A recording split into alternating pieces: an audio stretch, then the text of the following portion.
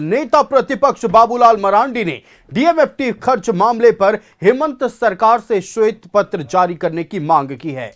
बाबूलाल मरांडी ने कहा है कि झारखंड में खदानें बंद हो रही हैं, खदान का लीज नवीनीकरण नहीं हो रहा, जबकि पड़ोसी राज्य नई खदानें खोलकर खूब राजस्व कमा रहे हैं। देखिए रिपोर्ट।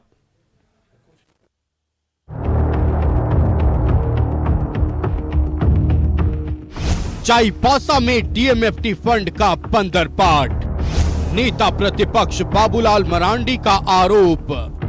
सारंडा में अवैध माइनिंग को बढ़ावा देने का आरोप। चाईबासा को 10 सालों में डीएमएफटी से मिला 3742.15 करोड़। 75.68% खर्च करने के बाद भी सारंडा खस्ता हाल। डीएमएफटी फंड के खर्चे पर श्वेत पत्र जारी करने की मांग। नेता प्रतिपक्ष के आरोपों पर जेएमएम का पलटवार। सुप्रीम कोर्ट के आदेश का पालन कर रही सरकार। चाईबासा के बहाने नेता प्रतिपक्ष बाबूलाल मरांडी ने एक बार फिर हेमंत सरकार को जमकर खरी खोटी सुनाई। रांची के बीजेपी ऑफिस में पत्रकारों के सामने बाबूलाल मरांडी ने प्रशासन का काला चिट्ठा खोल दिया। मरांडी ने कहा कि चाईबासा को डीएमएफटी फंड से पिछले 10 सालों में 3742 करोड़ 15 लाख मिला। जिला प्रशासन ने क्षेत्र के विकास के लिए 75% से ज्यादा राशि खर्च कर दी, लेकिन सारंडा के हालात आज भी बद से बदतर हैं। विकास की किरणें कोसों दूर हैं। तो 300 करोड़ रुपया कोई कम पैसा नहीं होता है। अगर सरकार चाहती वो 300 करोड़ रुपया को खर्च करके उस खदान इलाकों की जितनी भी गांव है या टोला है, अच्छी सड़कें होती, वहां अच्छे विद्यालय होते, लोगों को शुद्ध पेयजल नल से जल भी लोगों को उपलब्ध हो गया होता, और उसके आसपास में अच्छे अस्पताल को भी डेवलप किया जा सकता था ताकि लोग वहां आकर के स्वास्थ्य की सुविधा भी लोग ले पाते। लेकिन इतना भारी रकम के बाद भी वहां की स्थिति दयनीय है। अर्थात इस रकम को भी वहां की सरकार ने, उस क्षेत्र के जो उपायुक्त है सब वहां के जो मिलजुल करके उस पैसे को कहां खर्च कर दिया, कहां उसको इधर से उधर बंदर बांट कर दिया कि वहां की हालत में कोई सुधार नहीं हो पाया। बाबूलाल मरांडी ने हेमंत सरकार से सवाल पूछा कि सारंडा में बंद पड़े खदानों की नीलामी क्यों नहीं हो रही। ओडिशा सरकार ने नई माइंस खुलवाकर 41,000 करोड़ का राजस्व वसूला, जबकि छत्तीसगढ़ की सरकार ने 16,000 करोड़ का राजस्व वसूला, लेकिन झारखंड सरकार माइंस की नीलामी नहीं कर रही। हेमंत सरकार फंड का रोना रोती है, राजस्व बढ़ाने के लिए निवेशकों को लुभा रही है, लेकिन माइंस की नीलामी नहीं कर रही। सरकार ये कहती है कि हम बहुत काम कर रहे हैं, पूरा देश विदेश वो यात्रा कर रहे हैं। भाई आप देश विदेश आप कह रहे हैं कि इतना पूंजी निवेश होगा, पूंजी तो आपके पास पड़ा हुआ है, आप उस पूंजी का उपयोग करिए झारखंड के विकास के लिए, यहाँ के लोगों को रोजगार के लिए आप उसका उपयोग करिए, लेकिन इसका उपयोग नहीं कर रहे, राजहित में उपयोग नहीं कर रहे। बाकी तो इलीगल सब काम चल रहा है। इलीगल तो सारंडा के जंगल से भी जो आयरन और मैग्नीज जो निकल रहा है, जो जानकारी मिली हमें, झारखंड के करीब करीब जितना जो एस्पॉन्ज आयरन की फैक्ट्री है वहां पर इलीगल मिनरल्स पहुंचाए जा रहे हैं पुलिस के संरक्षण में, यानी सरकार के संरक्षण में, और इसीलिए जानबूझकर के सरकार इन खदानों की वो नीलामी नहीं करती है। नेता प्रतिपक्ष के आरोपों पर जेएमएम ने पलटवार किया है। जेएमएम प्रवक्ता मनोज पांडे ने कहा कि सारंडा में सुप्रीम कोर्ट का आदेश है कि वहां पर सुरक्षित वन क्षेत्र घोषित किया जाए, इसलिए सरकार सारंडा क्षेत्र में नई खदानें खोलने में नियमों का पालन कर रही है, जिसकी जानकारी बाबूलाल मरांडी भी। पूरे झारखंड में कई योजनाएं अधर में लटक रही हैं या उस पर संकट के बादल मंडरा रहे हैं। उसका मूल कारण है निधि का अभाव। केंद्र के पास जो पैसे बकाए हैं, रॉयल्टी के पैसे बकाए हैं, एक बहुत बड़ी धनराशि है, उस पर ये चुप हो जाते हैं। जहां तक डीएमएफटी की बात है, डीएमएफटी में अगर कहीं घोटाला है तो आप बताएं। बहुत पारदर्शिता के साथ डीएमएफटी का काम हो रहा है और मैं समझता हूं थोड़ी भी गड़बड़ी अगर कोई पदाधिकारी करने का प्रयास करेगा, सरकार की नजर है। सारंडा की बात बिल्कुल अलग है, लेकिन बाबूलाल मरांडी के आरोपों पर सरकार को गंभीरता से विचार करने की जरूरत है। डीएमएफटी फंड का अध्यक्ष डीसी होता है। डीसी के निर्देश पर ही माइनिंग क्षेत्र के विकास पर खर्च होता है। 10 सालों में 3700 करोड़ खर्च करने के बाद भी चाईबासा की तस्वीर नहीं बदली तो अधिकारियों को जिम्मेदारी लेनी ही पड़ेगी। न्यूज़ 11 भारत के लिए कैमरा पर्सन संजय के साथ रांची से शाहनवाज अख्तर की रिपोर्ट। साल 2015 में प्रधानमंत्री नरेंद्र मोदी ने डीएमएफटी फंड लेकर आए और इसकी जिम्मेदारी तमाम जिलों के यानी जो भी खनन प्रभावित क्षेत्र के जिले हैं उनके डीसी को दिए गए। सुचारू रूप से कैसे संचालन हो, इसका पूरा जिम्मा डीसी के हाथ में था। मकसद क्या था? मकसद यह था कि खनन प्रभावित क्षेत्र से जहां से हम कुछ ले रहे हैं उन लोगों के लिए कुछ दिया जाए, वो सारी मूलभूत सुविधाएं दी जाएं जो एक आम इंसान को मिलनी चाहिए, जैसे स्वास्थ्य की व्यवस्था, शिक्षा की व्यवस्था, पीने के पानी की व्यवस्था, ड्रेनेज सिस्टम, पॉल्यूशन से राहत और भी ना जाने क्या क्या। लेकिन इस डीएमएफटी फंड का सबसे बड़ा असर कहां देखने को मिला? डीएमएफटी फंड का असर जरूर छत्तीसगढ़ और ओडिशा में देखने को मिला। कई ऐसे जिले थे जो विकसित हो गए, जहां परेशानियां दूर हो गई। झारखंड में डीएमएफटी फंड की जरूरत थी, डीएमएफटी फंड मिला भी, लेकिन पैसे कहां गए? कहां है वो स्कूल जो डीएमएफटी फंड से खुलने थे? कहां है वो स्वास्थ्य केंद्र जो डीएमएफटी फंड से खुलने थे? सिर्फ अगर चाईबासा का उदाहरण लिया जाए तो पिछले 10 सालों में 3700 करोड़ रुपए यानी 3700 करोड़ रुपए चाईबासा जिले को डीएमएफटी फंड के तहत दिया गया।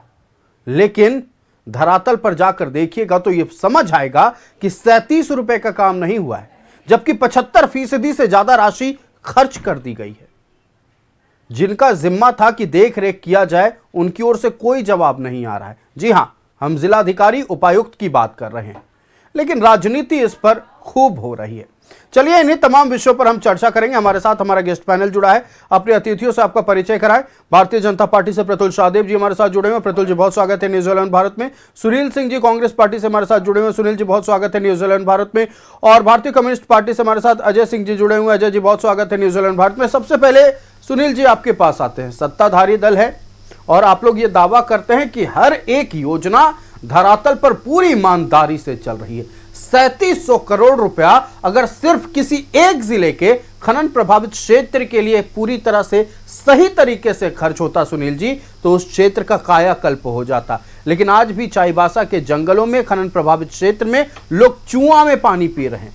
5 किलोमीटर दूर बच्चे पैदल जा रहे हैं स्कूल पढ़ने के लिए। कहां चला गया पैसा? आयुष जी, आपको झारखंड बीजेपी के नेता और प्रतिपक्ष के नेता आदरणीय श्री बाबूलाल मरांडी जी ने जो सरकार पर आरोप लगाया है डीएमएफटी फंड के पर, वो आरोप बिल्कुल निराधार और तथ्यहीन आरोप है। बाबूलाल मरांडी जी को इस राज्य की जनता को यह बताना चाहिए कि इस राज्य में एनडीए की सरकार 14.5 वर्ष रहा है, जिसमें भारतीय जनता पार्टी के सरकार आपका डीएमएफटी फंड का शुरुआत ही 2015 से आदरणीय प्रधानमंत्री देश के श्री नरेंद्र मोदी जी के कर कमलों के द्वारा हुआ था। तो बाबूलाल मरांडी जी इस राज्य की जनता को दिग्भ्रमित करते हैं, दिशाहीन करने की काम करते हैं। और कहीं भी उन्होंने पिकनिक मनाने का, हर जिला में घूमना है, पिकनिक मनाना, और पिकनिक मनाने के बाद में सरकार पर झूठा दोषारोपण करने का काम करते हैं। उनको बताना चाहिए कि उन्होंने अपने कार्यकाल में और भारतीय जनता पार्टी की कार्यकाल में 14.5 वर्षों की कार्यकाल में चाईबासा का कितना डेवलपमेंट हुआ, कितना विकास हुआ। जब आप वहां पर कोई काम नहीं कर पाए और वर्तमान की सरकार, महागठबंधन की सरकार, महागठबंधन के मुख्यमंत्री हेमंत सोरेन जी इस राज्य के विकास के लिए, चाईबासा ही नहीं पूरे राज्य के विकास के लिए कटिबद्ध और प्रतिबद्ध है और उसके लिए लगातार सर्वांगीण विकास करने के लिए वो काम करने का काम कर रहे हैं। तो बाबूलाल मरांडी जी को स्पष्ट करना चाहिए, इस राज्य की जनता को बताना चाहिए कि आपके ने 14.5 वर्षों की कार्यकाल में चाईबासा और इस फंड के द्वारा, जो फंड की बात हम लोग कर रहे हैं, डीएमएफटी फंड की बात कर रहे हैं, उस पर उन्होंने क्या करने का, उन्होंने सीधे वर्तमान सरकार पर आरोप लगाने का काम किया। उनके कार्यकाल में 15 से 19 4 साल होता, उनके कार्यकाल में चाईबासा के लिए कितने डेवलपमेंट का कार्य किए गए, उन्होंने तो स्पष्ट नहीं किया, साफ करने का काम नहीं किया। तो निश्चित तौर पर आयुष जी, भारतीय जनता पार्टी और बाबूलाल मरांडी जी हमेशा मीडिया में बनने की उनकी आदत है, मीडिया में बन के रहना चाहते हैं और कहीं ना कहीं व्यक्तिगत स्वार्थ और लाभ के लिए सरकार पर दबाव बनाने का काम करते हैं, ताकि दबाव बनने से जो कंपनियां काम करें वो कंपनियां कहीं ना कहीं उनके जो अनैतिक डिमांड है उसका पूरा करने का काम करें। तो एक और मांग भी तो किया गया है ना, मांग ये किया गया है कि श्वेत पत्र जारी कर दीजिए, कहाँ कितने पैसे खर्च हुए, इस पर कोई जवाब नहीं आता है।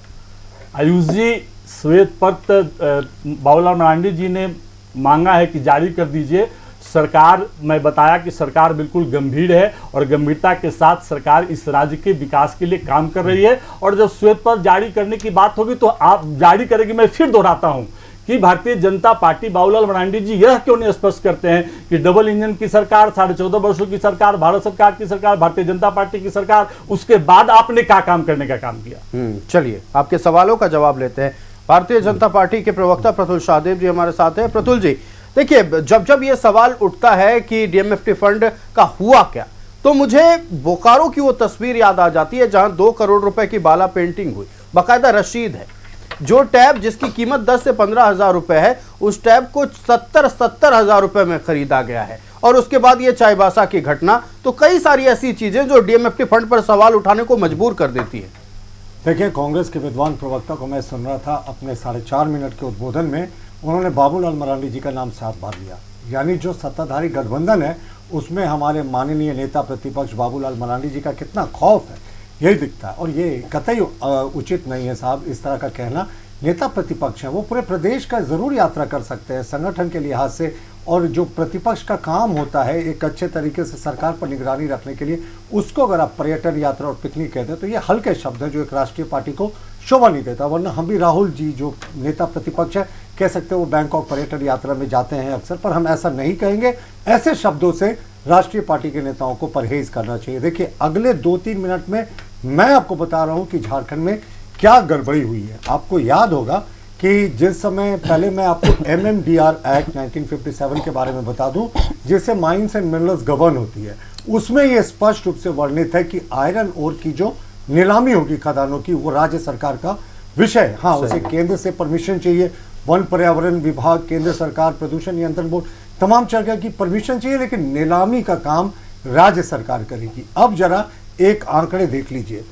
अब देखिए, ये जो मैं आपको आंकड़े दिखा रहा हूँ, ये कोई हवाई आंकड़े नहीं है, ये भारत सरकार के वेबसाइट से लिए गए आंकड़े हैं। और दूसरे जो आंकड़े हैं वो जो हमारे पूर्व सांसद माननीय दीपक प्रकाश जी ने जो प्रश्न किया था, उसके जवाब में जो उत्तर है वो करके आया है। मैं आपको पूरा बताता हूँ कि झारखंड का लगभग देश का 40% जो खनन है उसका झारखंड में हिस्सा होता है, और जो उड़ीसा है उसका सिर्फ 17% हिस्सा है। लेकिन उड़ीसा को आश्चर्यजनक रूप से 46,000 करोड़ राजस्व से रेवेन्यू आता है, जबकि झारखंड में ये घटकर 22,000 करोड़ हो जाता है। देखिए, 2000 दोगुना से ज़्यादा राजस्व हुआ। और आप एक चीज़ समझें कि पूरे देश में 434 नीलामी हो चुकी है पिछले 6 वर्षों में, झारखंड में केवल 3 नीलामियाँ हुई हैं। ये क्यों साहब? इन्होंने 2020 में, अगर आपको याद होगा यूज, केंद्र सरकार को एक प्रपोजल भेजा था कि Jharkhand mineral development corporation private player के साथ मिलकर इन खदानों का संचालन करना चाहता है। अब इसके भीतर का खेल समझे, यानी अपने चॉइस के ये प्राइवेट प्लेयर्स को ले आते GSMDC के साथ, और कोई नीलामी नहीं होती है, उसके बाद ये चलता, यानी पूरे तरीके से लूट होती। लेकिन अब इन्होंने 6 वर्षों में क्यों नीलामी नहीं की है, यह समझ से परे है। अब देखिए, उड़ीसा में 45 ब्लॉक नीलाम हुए, झारखंड में 3 हुए, और झारखंड में जो 3 हुए, बड़ा बिरू हुआ, चिरोपोर्ट हुआ और मेरालगुरु हुआ, ये 3 जो है वो नीलामी हुआ। अब आप देखें इसके आगे किस तरह की बातें आती हैं। अब आप देखेंगे 2014-2015 या जो अंतिम प्रोडक्शन था 2018-19 में उड़ीसा में वो 120 MMT था, और 2024 में ये बढ़कर 180 MMT हो गया। झारखंड में जब हमारी सरकार जा रही थी तो 23 MMT प्रोडक्शन था, और 2024-25 के जो नवीनतम भारत सरकार के आंकड़े हैं मिनरल कॉर्पोरेशन में, उसमें सिर्फ 23 MMT है। और आप बताएं, दो तरह की तस्वीरें हैं। बड़बिल है, माननीय नेता प्रतिपक्ष ने बताया, सिर्फ 10-15 किलोमीटर की दूरी पर है। वहां पर लगातार नई नीलामी के बाद खदानें चालू हैं, और वहीं जामगा में लगातार जो है वो खदानें बंद है, जो झारखंड के हिस्से में आता है। जो सबसे इंटरेस्टिंग पार्ट है वो आप देखिए, DMFT फंड से जुड़ा हुआ है और अन्य उद्योग भी इसमें संकट में। देखिए DMFT में है कि DMFT में आपको लगातार वेबसाइट बनाकर अपलोड करना होगा कितने पैसे आपको आए, और स्वीकृत कार्यों की सूची देनी होगी। 2018 के बाद मैनेजमेंट कमेटी की कोई कार्रवाई अपलोड नहीं हुई है। जैसे 2018-19 में हमारी सरकार थी, वो हमारा अंतिम कार्यकाल था, तो जो हमने डेटा अपलोड किया वो 2018 तक का है।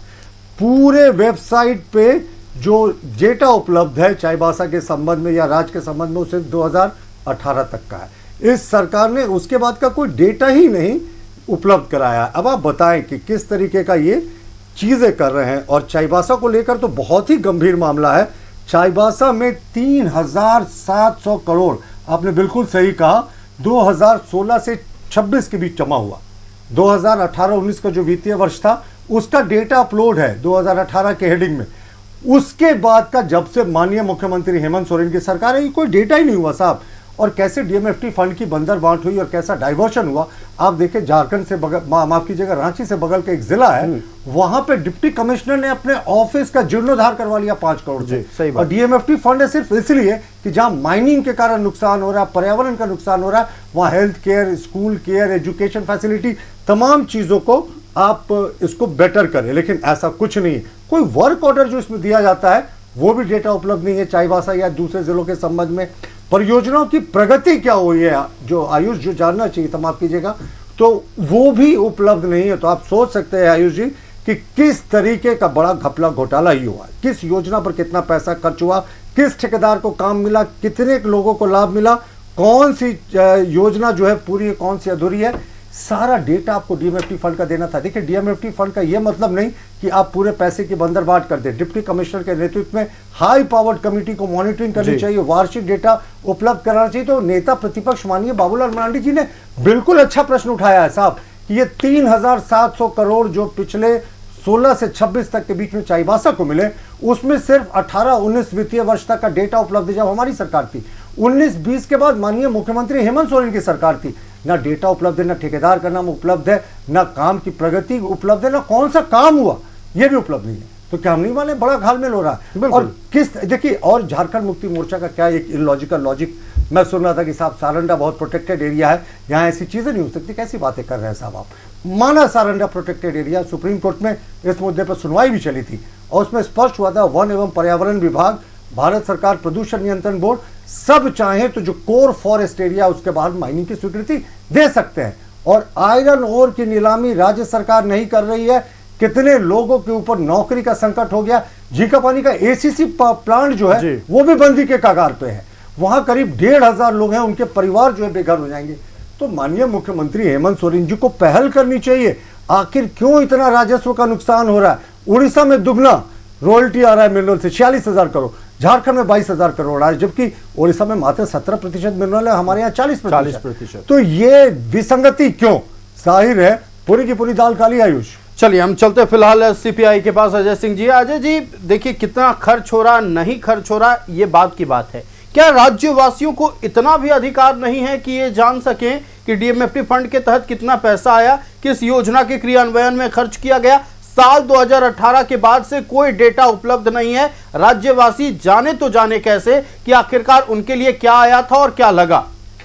आयुष जी, ये बहुत ही जनता को, झारखंड की जनता को पूर्ण अधिकार है जानने का। और मैं एक बात स्पष्ट रूप से कहना चाहता हूँ कि DMFT फंड का जो क्रियान्वयन होता है वो DC के देखरेख में, तो वो एक ट्रस्ट है, सही है ना। और ट्रस्ट में आपको मानने का चलेगा उस क्षेत्र का जो भी MP होगा, MLA होगा, जनप्रतिनिधि और SDM DDC, मैं टोटल मैं उनके अंतर्गत जितने लोग हैं, जनप्रतिनिधि से लेकर जितने ऑफिसर, सभी लोग शामिल रहते हैं। और एक चीज जानने की जरूरत है कि जो इनपैनल्ड होते हैं, इनपैनल्ड ठेकेदार ही काम कर सकते हैं। उसमें ये भी है कि जो कंपनियां का टर्नओवर है उसको इम्पैनल करना है, वो इम्पैनल कंपनियां काम करती है। तो मैं कुछ बातें करना चाहता हूं। बिल्कुल। जैसे मिनरल क्षेत्र में होता क्या है, प्राथमिकता क्या है। हम किसी का जमीन जब लेते हैं वहां से माइंस निकालते हैं, वो खेती की जमीन अब हम लेकर ग्रहण करके वहाँ माइंस निकाल के उसको गड्ढा करके या नदी नाला या गोबर खावा जब छोड़ देते हैं, तो गवर्नमेंट ऑफ इंडिया ने एक प्लान बनाया था कि उन जिस जमीन को जब खदान खत्म हो जाती है उसको यथावत बना के अधिक से अधिक कृषि योग कैसे बना के हम उन किसानों को लौटाने का काम करें। इसके लिए इस योजना का शुरुआत किया गया था। अदरवाइज कि अगर आप कोई खनन किए हैं वहाँ पर क्या लिफ्ट इरिगेशन की व्यवस्था कर सकते हैं, हरियाली कैसे वहाँ समुचित कर सकते हैं, कैसे स्कूलों का निर्माण कर सकते हैं, कैसे स्वास्थ्य केंद्र का हम वहाँ बना सकते हैं, कैसे वहाँ पर हम हरियाली करें ताकि वहाँ के लोगों को जो पॉल्यूशन से राहत मिल सके। और वहाँ पर कई योजनाएं हैं, जैसे हम लोगों ने भी कई जगह देखा डीएमएफटी का काम में हम लोग जब जाते हैं खदानों में देखा है, हम लोग जाते हैं तो पता चलता है कि वहाँ पर गड्ढे तो कर दिए, वहाँ बरसात का पानी जम जाता है। जब बरसात का पानी चल जाता है तो उस एरिया में गंदगी फैलती है, पूरा गंदा फैल जाता है, लेकिन उसके कारण अगल बगल क्षेत्र में महामारियां फैलती है। तो उन सब गड्ढों को भर के ये डीसी की जिम्मेदारी बनती है, वहाँ के लोगों का जिम्मेदारी बनती है, उन सब गड्ढों को भर के कैसे वाटर ट्रीटमेंट करके वहाँ पर पानी को सुचारू रूप से साफ किया जाए, कैसे वहाँ लाइटिंग की व्यवस्था की जाए आसपास के गाँव में। ये डीएमटी फंड में ये चूंकि खदानों से रिलेटेड ज्यादा मामला है, लेकिन एक गंभीर बात है जो जितने भी डीसी हो सवाल उठता है, सवाल सरकार से ही होगी। अगर 2018 के बाद आपने नहीं किया उसको अपलोड, ये जिम्मेदारी आपकी बनती है, आपको अपलोड करना चाहिए। लेकिन क्रियान्वयन जब होता है, कोई काम का वर्क ऑर्डर निकलता है, उस समय हमारे माननीय डीसी से लेकर जितने भी डेवलपिंग ऑफिसर होते हैं, हमारे जनप्रतिनिधि होते हैं, सभी लोग उस योजना के मीटिंग में शामिल होते हैं और अपना अपना शेयर देते हैं कि नहीं कुछ अच्छा, योजना। मेरे एक सवाल का जवाब दीजिए अजय जी, कोई डीसी अगर अपने दफ्तर का कायाकल्प करवाता है, उसे रिनोवेट करवाता है, तो कौन सा सांसद और विधायक लिख कर देगा कि जाइए डीसी साहब आप डीएमएफ ऑफिस? नहीं, मैं तो इस पे कहता हूं ऐसे डीसी को तो तत्काल प्रभाव से क्या बोलते हैं हटा देना चाहिए। ऐसे डीसी को तो रहने का अधिकार है जो लेकिन मैं यही बात कहना चाहूँ कि डीसी को अधिकार नहीं है डीएमटी फंड को ट्रांसमिशन करने का, ठीक है, जैसे वैसे ही करना का। जैसे ट्राइबल सब्सिडी प्लान का पैसा जो आया था वो झारखंड के ट्राइबल्स के विकास के लिए आया था, लेकिन हमारे भाई जी की सरकार ने क्या किया था, उसको नेशनल गेम्स में लगाने का। यहाँ ये एक योजना चलती आ रही है कि जो भी पैसा दिखता है उसको कैसे कैसे हम अधिक से अधिक सुविधाएं अपने आप उपार्जन करने की बात कर। लेकिन डीएफटी के मामले में स्पष्ट होना चाहिए कि जिन लोगों की जमीन गई है, जिन लोगों ने अपना खोया है, उन लोगों को वापस जब करने की बात है तो उसको पूरा समुचित। शायद आप जादूगोड़ा का नाम सुने होंगे अजय जी। अरे जादूगोड़ा में थ्योरोनियम क्या स्थिति है वहां आपको पता है? थ्योरोनियम मैं गया था, मैं 3 दिन बीमार रहा था।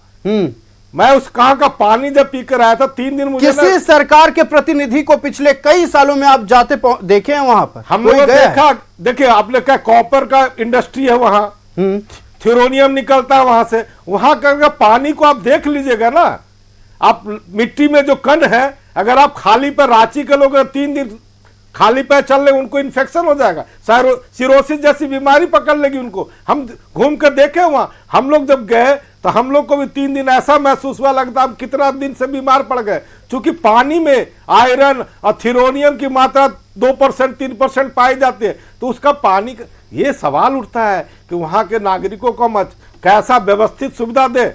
और जिस समय हम खनन की बात करते हैं, खनन की बात है तो उसी समय ये प्लान को लागू करना चाहिए कि आपको पहले समुचित व्यवस्था देनी चाहिए, तब वहां खनन काम शुरू करना चाहिए। इसीलिए कि जब जाने थ्योरोनियम निकलेगा तो उसका रिजल्ट क्या होता है, वो रेडिएशन फैलता है। परिवार की पीढ़ी दर पीढ़ी बर्बाद हो गए, अरे वो मतलब बच्चे विकलांग जन्म ले रहे हैं। चाईबासा इंडिया का सबसे कुपोषित जिलों में से शामिल है, जहां के 53% बच्चे कुपोषित निकलते हैं और उनकी औसत आयु 50 से 60 साल है। ये आप देख लीजिए, स्टडी बात है।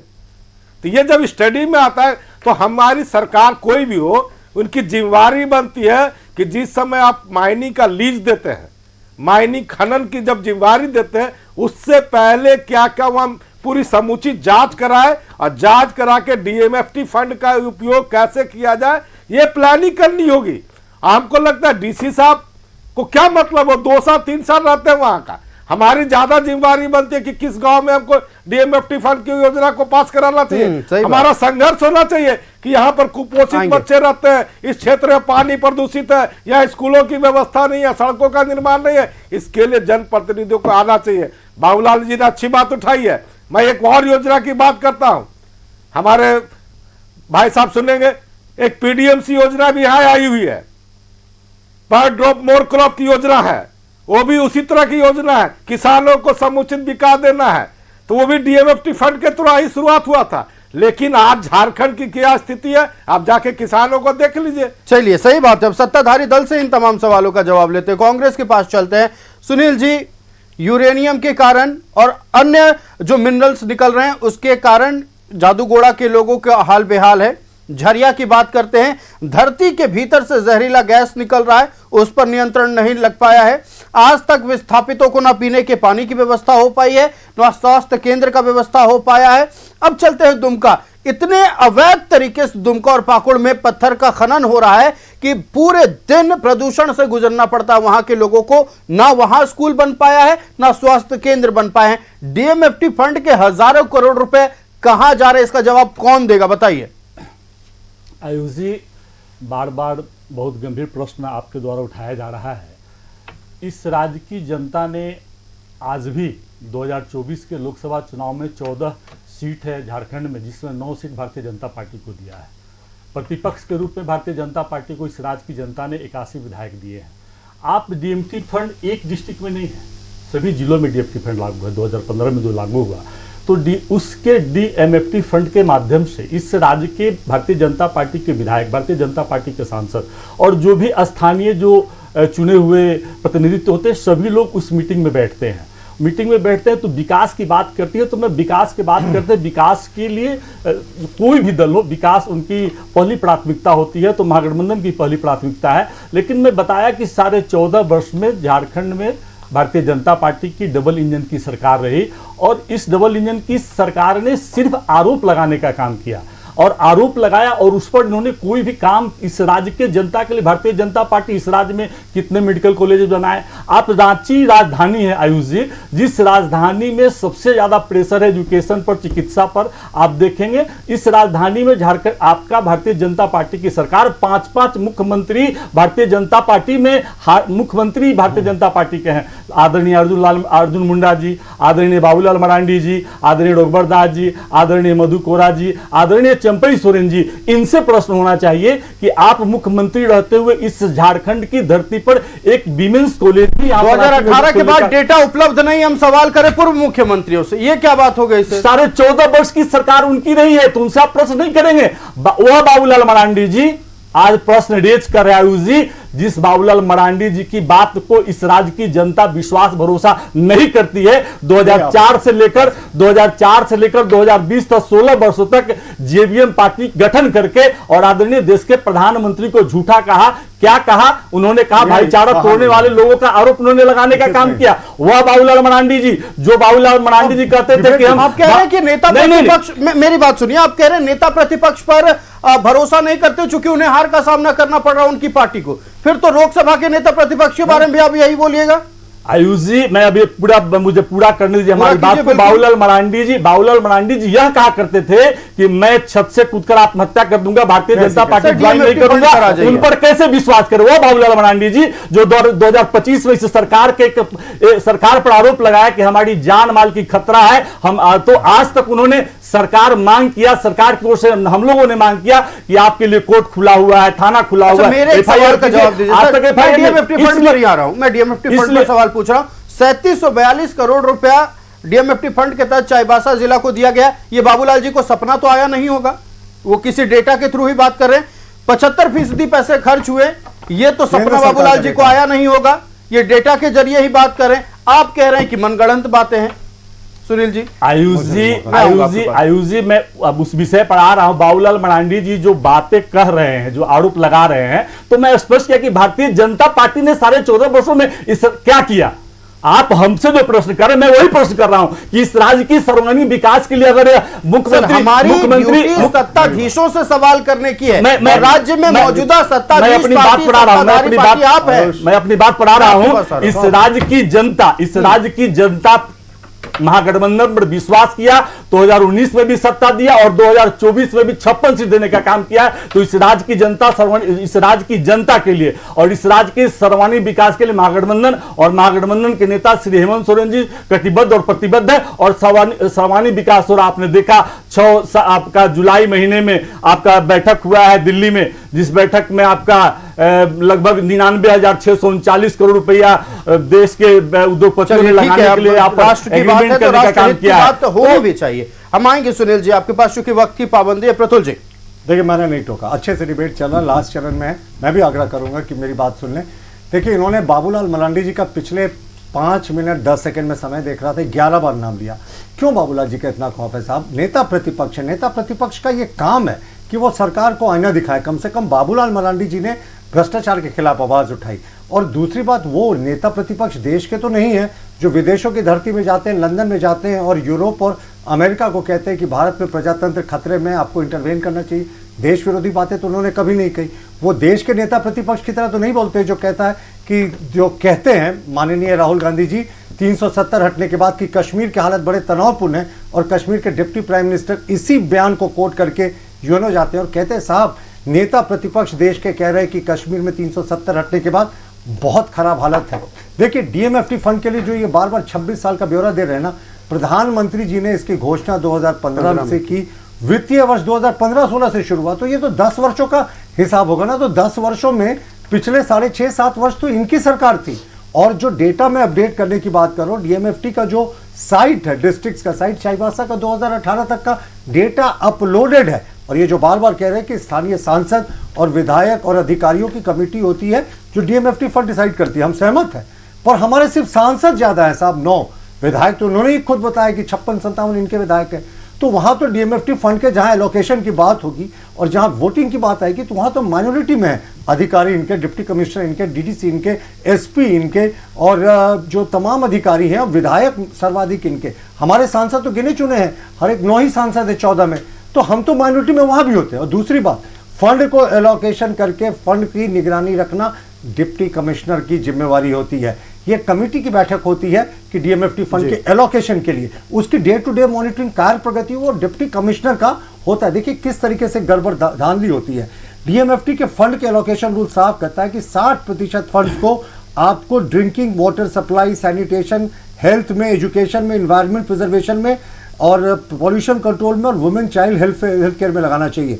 40% फंड का ही आप इंफ्रास्ट्रक्चर, इरिगेशन, एनर्जी और वाटरशेड डेवलपमेंट में आप यूज कर सकते हैं। और देखिए 2-3 उदाहरण मैं देता हूं पिछले 4-5 वर्षों का, किस तरीके से लोहरदगा डीसी ऑफिस में एक कॉन्फ्रेंस हॉल बना दिया गया इसी डीएमएफटी फंड से। एक डाक बंगलों को रेनोवेशन कर दिया गया रांची में इसी 5 वर्षों में डीएमएफटी फंड से। दूसरा, अनअप्रूव परचेजेज हुए। चतरा डीसी ऑफिस में 24 ओपन जिम बोकारो में बनाने के लिए डीएमएफटी फंड के पैसे का डाइवर्जन हुआ। और दूसरा, मैक्लूसीगंज में एक रेस्ट हाउस बनाया गया 85,56,000 लाख की लागत से, ताकि वहां अधिकारी जाके रेस्ट कर सके। वीकेंड गेस्ट हाउस बन गया वो अधिकारियों का। ये भी पिछले 4 वर्ष पहले हुआ।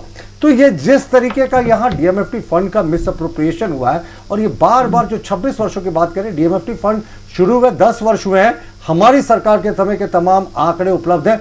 आज बाबूलाल मरांडी माननीय नेता प्रतिपक्ष ने जो आज पीसी की है बताया 3700 करोड़ चाईबासा में मिले हैं, लेकिन डीएमएफटी फंड का 2018 के बाद से कोई अपडेट नहीं है। कहां पैसा गया, किस अंधेरा गर्दी में गया। और अभी जो हमारे विद्वान कम्युनिस्ट पार्टी के प्रवक्ता कह रहे थे, बिल्कुल सही कह रहे थे साहब, थोरियम जो है वो एक तो बाई प्रोडक्ट है, लेकिन मेन यूरेनियम जादूगोड़ा के लिए जाना जाता है। और वहाँ रेडिएशन से जो नुकसान होता है थोरियम का और यूरेनियम का, वो बहुत बड़ा नुकसान है। लेकिन क्या पिछले 6-7 वर्षों में सरकार ने क्या क्या कदम उठाए? डीएमएफटी फंड में फिर से बता रहा हूँ, पिछले 10 वर्षों का कंसेप्ट है, 7 वर्ष इनकी सरकार है, जो इतना बड़ा घोटाला हुआ है। और प्रिंसिपल अकाउंटेंट जनरल ने भी अपनी रिपोर्ट में इस सरकार को इंडिक्ट किया, कहा कि साहब डीएमएफटी फंड का बड़े पैमाने पर डाइवर्जन हुआ जो डीएमएफटी फंड के रूल्स के खिलाफ है। तो ये कैसी बातें कर रहे हैं जब ये खुद से इन प्रिंसिपल अकाउंटेंट जनरल राज्य के होते हैं। और उन्होंने जब इस सरकार को कटघरे में खड़ा किया और कहा कि बड़ा घपला हुआ है, इसकी जांच होनी चाहिए, सरकार ने उस रिपोर्ट को टेबल भी किया विधानसभा में, फिर उस पर कोई एक्शन क्यों नहीं होने दिया? भाजपा के नेता प्रतिपक्ष के नेतृत्व में भाजपा विधायकों ने मांग की थी उस समय सदन में कि इस पे इंक्वायरी बैठे, सरकार ने दबा दिया। आप देखिए झारखंड का बजट 1,40,000 45,000 करोड़ के आसपास का आता है, और आप डीएमएफटी फंड को देखें, सभी जिलों को मिला दे जो जहां पे खनन होता है, तो ये फंड भी कोई पिछले 10 वर्षों में 40,000 50,000 करोड़ से कम नहीं है। तो ये पैसा गया कहां? क्योंकि हमारी सरकार तो सिर्फ 3 वर्ष थी जब ये फंड अलॉट हुआ, पिछले 6.5-7 वर्ष से तो इनकी सरकार है। तो ये जो गड़बड़ियां हुई आयुष, पूर्णतः माननीय मुख्यमंत्री हेमंत सोरेन जी को इस पर जांच बैठाना चाहिए था। हम नहीं कह रहे कि साहब वही दोषी हैं, पर जो दोषी है उन पर कार्रवाई तो होगा। और अगर आप कार्रवाई नहीं करेंगे तो कहते हैं ना, owners of responsibility always lies with somebody who is sitting at the top, यानी जो रिस्पॉन्सिबिलिटी होती है, जो सत्ता के शीर्ष में बैठा है, उस पर ये जाती है साहब। आप देखिए लालू प्रसाद ने चारा घोटाले में कोई डायरेक्ट घोटाला नहीं किया था, लेकिन वो घोटाले की बात को आने के बाद भी उन्होंने इस पर इंक्वायरी ऑर्डर नहीं की थी, उसमें उनको 6 केसेस में सजा हो गई। जगन्नाथ मिश्रा जी का क्या था उसमें गलती कि उन्होंने एक सिफारिशी पत्र लिख दी थी कि पशुपालन के एक बड़े अधिकारी को एक्सटेंशन दिया जाए। तो माननीय मुख्यमंत्री जी के सामने ट्रेजरी घोटाला हो या डीएमएफटी घोटाला, ये सारी चीजें आई हैं आयुष, बस लास्ट लाइन, ये सारी चीजें आई हैं और माननीय मुख्यमंत्री जी मौन रहेंगे तो संभवतः इतिहास और आने वाला समय भविष्य उनको अच्छे से जज नहीं करेगा। बिल्कुल, देखिए गलत करना सरासर इस दुनिया में पाप है, लेकिन गलत होता देखकर शांत रहना ये उससे बड़ा पाप है। अजय जी के पास चलते हैं। अजय जी देखिए, अगर हम जहां तक की सारंडा की बात कर ले, लगातार जो तर्क दिया जा रहा है सत्ताधारी दलों की ओर से कि हम सुप्रीम कोर्ट के ऑर्डर का पालन कर रहे हैं, इसीलिए पिछले 3 से 4 सालों में, मैं आ रहा हूं प्रतुल जी उस पर, इसलिए पिछले 3 से 4 सालों में जो है हम माइंस के लिए नीलामी नहीं करवा रहे। अब कोर्ट ऑर्डर की हम बात करते हैं, कोर्ट ऑर्डर में क्या कहा गया, जो डेंस फॉरेस्ट एरिया है उसको छोड़कर बाहर पूरा अधिकार है राज्य सरकार को कि आप फॉरेस्ट क्लियरेंस लें, आप पॉल्यूशन पार्षद जो है उससे, प्रदूषण पार्षद से परमिशन लें, उसके बाद आप माइंस की नीलामी कर सकते हैं। बावजूद इसके मात्र 3 खदानों की नीलामी, कैसे राज्य पैसा कमाएगा और कैसे ये लोग जो कहते रहते हैं कि हमारे पास पैसा नहीं है, केंद्र से मदद नहीं मिल रहा है, वो शांत हो पाएंगे? बताइए। देखिए आयुष जी, ये हम कोर्ट की बात नहीं करें, हम जनता की बात करेंगे। जनता का जिसमें भलाई है वो हमें काम करना चाहिए। पहली है, अगर सारंडा के लोगों ने माइंस का विरोध किया तो उसका कारण में एक वक्त दिखता है कि जिस हिसाब से चाईबासा में 37,000 करोड़ आपने अभी बताया ना, कि वहाँ के लोगों को लग रहा जब हम इतना हमारा उजड़ गया जमीन, उसके बाद भी हम आज उसी फटेहाल जिंदगी में जी रहे हैं, तो लोगों ने उसको देखने के बाद विरोध किया। लेकिन सरकार का दायित्व दूसरा बनता है। मेरी साफ समझ है कि सरकार का दायित्व बनता है for the development of the people, आपको काम करना है, आपको जनता की भलाई के लिए काम करना और इंडस्ट्रियल जो डेवलपमेंट के लिए काम करना। हमारे यहाँ आपका देखिए कॉपर, हिंदुस्तान कॉपर लिमिटेड का प्लांट वहाँ बंद हो गया, ठीक है। ये आपका सेल का जो चलता था, सेल का जो लॉस था उसका में भी कटौती हो गई है, एचसीसी बंद है, एचसीसी बंद, कई चीजें ऐसी है। लेकिन एक चीज जरूर सोचना चाहिए हमें, हमारे पास कई इंफ्रास्ट्रक्चर डेवलपमेंट कारण है। जैसे धनबाद में हम अगर कोल गैसिफिकेशन एक प्लांट लगाए, जैसे हम लोग जिस क्षेत्र से आते हैं हम लोग को पता चला कि मीथेन गैस को कैसे कुकिंग गैस में कन्वर्ट कर सकते हैं, तो झारखंड सरकार को केंद्र सरकार को मिलकर योजनाएं चलानी पड़ेगी कि कैसे आप डेवलपमेंट का खाका खींचेगा। धनबाद में जो जिस हिसाब से आप देख रहे हैं कि पूरा जमीन जल रहा है, तो डेवलपमेंट के लिए डीएफटी फंड के हिसाब से आपको काम करना पड़ेगा।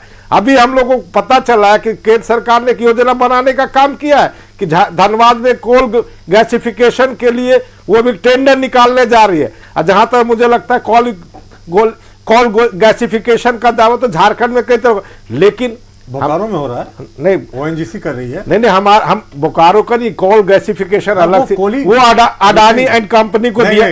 बोकारो में ओएनजीसी कर रही है। नहीं प्रफुल्ल जी, उसका मैं 100% मीथेन गैस नहीं, मैं बता रहा हूं, मेरे पास भी फुल डॉक्यूमेंट्स है। उसको अडानी पावर प्लांट 10 वर्षों से शुरू है। अडानी को नहीं, अभी नया 10 वर्षों, अरे 6 महीना पहले ही पास आउट हुआ गुरुजी। ओएनजीसी को जो हम कोल गैसिफिकेशन की बात, मीथेन बेस्ड कोल प्लांट की बात कर रहा हूं। अभी मैं कह रहा हूँ कोल गैसिफिकेशन का 6 महीना पहले ही संसद में पास ही हुआ गुरुजी।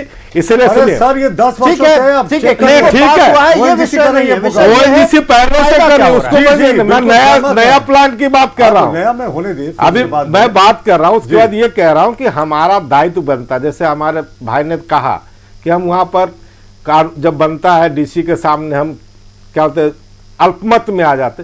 भैया जनता की जब आप आवाज उठाइए कि आपके गांव के लिए हम योजना चाहते हैं, डीसी नहीं दे रहा है, हम आपके साथ खड़े रहेंगे। आप उठाइए आवाज, हम आपके साथ खड़े रहे। जहां भी डीसी अगर गलती करेगा, हम जनता के हित के लिए काम करें। सरकार किसी की भी रहेगी, जनहित में अगर काम नहीं करेगी, चाहे किसी की सरकार रहेगी, हम जनता के प्रति जवाब दें। अजय जी, डीसी साहब जो भी जिला के हों, उपायुक्त महोदय हों, ये कह दें कि हमने तो फंड एलोकेट कर दिया है फलाने टेंडर के लिए, फलाने काम के लिए, अब वहां जाकर कौन आवाज उठाएगा और किस बेसिस पर? योजना बनती है, टेंडर होता है उसका, तो योजना पर जब टेंडर होती है तो हमारी जिम्मेदारी बनती है देख के उस पर रोक लगाए, कहां क्या काम हो रहा है। मैंने कहा पैनलिस्ट, उसमें इन पैनल होंगे, वही कर सकता है उस काम को। देखिए, फंड एलोकेशन का जो है वो साफ तौर पर डीसी के हाथ में पावर है पूरी तरह से। वो अकेले बिना किसी के पैनल कंपनियां मेरी उसको अधिकार ही नहीं है। अरे करते हैं, मेरी बात कंपनियां नहीं है तो उसका अधिकार ही नहीं है काम करने का। काम होगा ये भले ही जो है वो कमेटी फैसला लेगी, लेकिन कितना फंड कब जाएगा ये डीसी महोदय डीसी तय करता है, लेकिन पैनल कौन करता है? चलिए अब सुन लेते हैं एक फाइनल 10 सेकंड का कमेंट प्रतुल जी का। आयुष डीएमएफटी फंड में जो ये कह रहे हैं, इनके भी तो 2 विधायक 2 जिले में हैं। कितनी बार डिप्टी कमिश्नर के खिलाफ आवाज उठाई है। कहते हैं ये मेजोरिटी और माइनॉरिटी से चलने वाला, ये डेमोक्रेटिक सेटअप है। इनके नहीं है, मालिक के विधायक है। पैनल ठेकेदार काम नहीं करता है। अगर करता है तो आपने अपलोड क्यों नहीं किया पिछले 6 वर्षों से? सबसे बड़ा प्रश्न, बड़ा घोटाला हुआ, 50,000 करोड़ का डीएमएफटी फंड एलोकेट हुआ है 6 वर्षों में अलग अलग जिलों में। इसका चलिए 50,000 करोड़ एक अनुमानित आंकड़ा है जो कि डीएमएफटी फंड के तहत अलग अलग खनन प्रभावित जिलों को दिए गए हैं। लेकिन अगर 50,000 करोड़ रुपए अगर खर्च हुआ होता तो क्या झारखंड की तस्वीर ऐसी होती? अच्छा, क्या झारखंड की बेटी आज भी सिर पर एक बर्तन लेकर 3 किलोमीटर दूर पानी लाने जाती? क्या स्कूल पढ़ने जाने के लिए बच्चों को सिर पर बैग रखकर गले तक नदी में उतरकर उस डूबते पानी में उस नदी को पार कर स्कूल जाना पड़ता? क्या प्रदूषण के बीच फेफड़ा जलाना पड़ता? क्या यूरेनियम का जो साइड इफेक्ट है उसको झेलना पड़ता? क्या दूषित पानी पीना पड़ता? यह 50,000 करोड़ रुपए की बात है, 100-200 करोड़ की नहीं। ये पैसे गए कहां, इसका जवाब कौन देगा? बातें जब उठती हैं, सवाल जब पूछा जाता है, यह कहा जाता है कि कमेटी तय करती है। उसमें तो सत्ताधारी दल के भी विधायक होते हैं, विपक्षी विधायक भी होते हैं। लेकिन डीसी साहब, जिनको जिम्मेदारी प्रधानमंत्री जी ने दी थी कि आप समुचित व्यवस्था तय कीजिए कि कैसे सुचारू रूप से डीएमएफटी फंड के तहत जो पैसे आए उसका सदुपयोग हो, लेकिन डीसी साहब कॉन्फ्रेंस रूम बनाते हैं। डीसी साहब क्या करते हैं? एक गेस्ट हाउस बनाते हैं। डीसी साहब क्या करते हैं?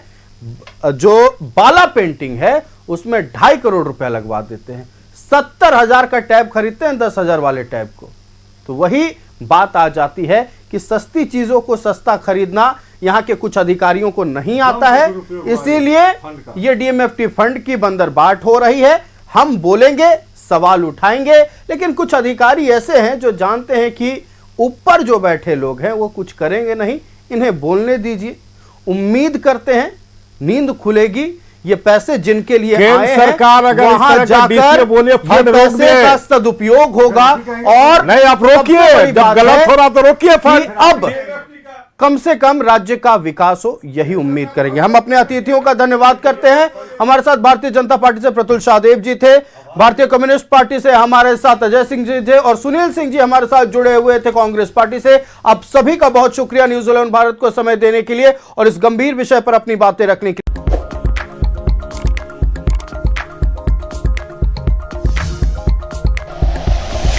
Like and share videos, subscribe करें हमारा चैनल और प्रेस करें बेल आइकॉन। न्यूज़ 11 भारत, सच है तो दिखेगा।